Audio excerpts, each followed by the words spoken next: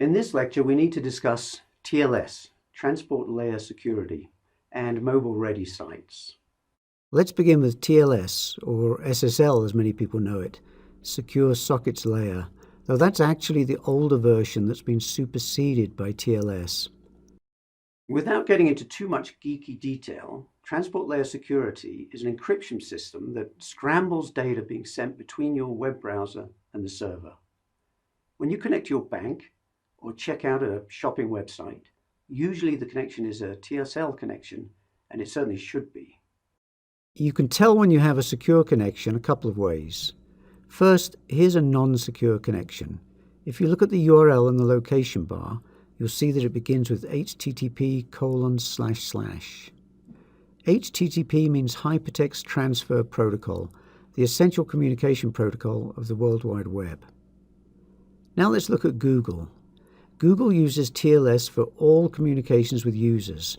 So whenever you search at Google, whenever Google sends you a page of search results, the data being transmitted is encrypted, scrambled. Yahoo does this too. You'll see that the URL uses HTTPS, the S meaning HTTP secure, or perhaps originally HTTP over SSL. You'll also see that there's a lock icon when on a secure connection, over here on the left in Chrome, on the right in Firefox and Internet Explorer. So what's the big deal from an SEO perspective? Well, Google wants the entire web to go secure.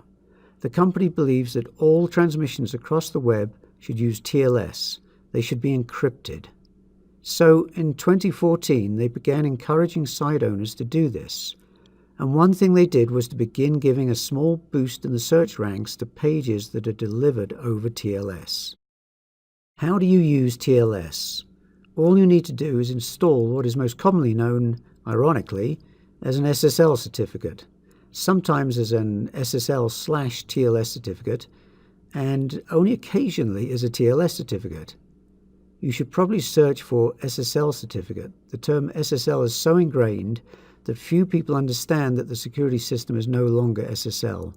For every person searching for a TLS certificate, more than 600 search for SSL certificate. These things cost from around $50 a year to several $100s a year.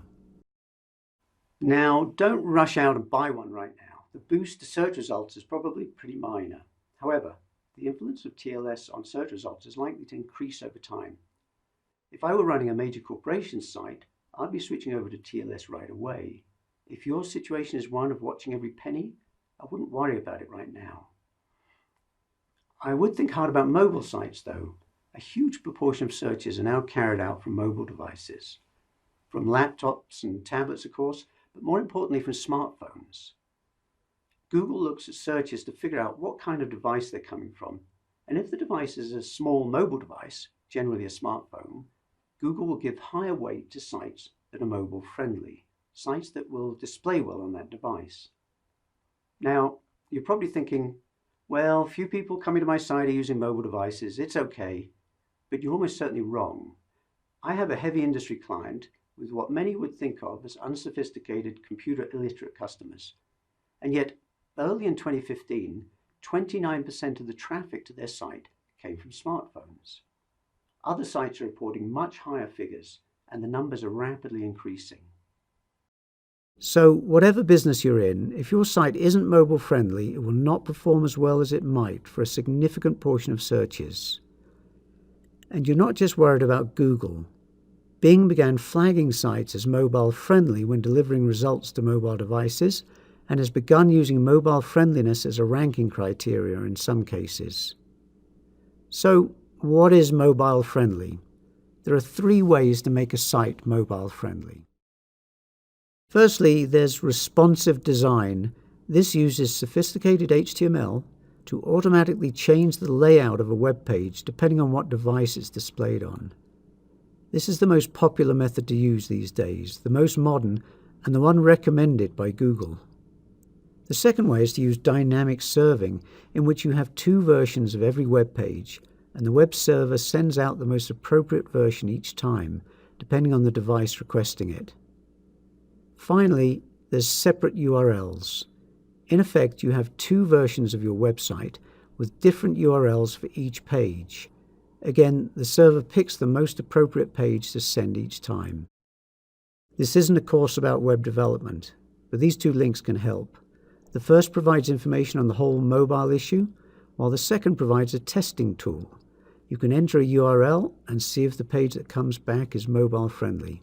Now, this may all seem very scary. All of a sudden, your web development project is getting much more complicated. But it just means you need to pick the right tool. WordPress, for instance, can work with responsive design themes. So if you are about to build a site, you really should seriously consider making sure you use a responsive design layout. If you have an old site, well, that's a much more difficult decision to make. Perhaps you can put off making changes now, but there's a good chance it could significantly impact your results over the long run.